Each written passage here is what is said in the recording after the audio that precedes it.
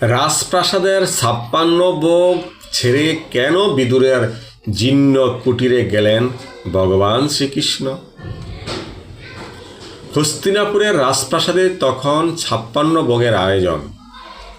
কুরুরাজ দুর্যোধন স্বয়ং অপেক্ষায় ছিলেন ভগবান শ্রীকৃষ্ণের আপ্যায়নের জন্য, কিন্তু ভগবান সেই রাজকীয় আভিজাত্য অবলীলায় প্রত্যাখ্যান করলেন।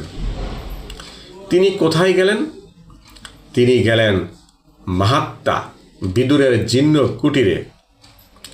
সেখানে কোনো রাজকীয় সমাদর ছিল না, ছিল কেবল পরম ভক্তি আর এক মুঠো সাধারণ সাকান্ন। ভগবান শ্রীকৃষ্ণ প্রমাণ করলেন তিনি রাজভোগের ক্ষুধার্ত নন, তিনি ক্ষুধার্ত ভক্তের অন্তরের ভালোবাসায়। ঐশ্বর্য তাকে কিনতে পারে না, ভক্তি তাকে বশ করে।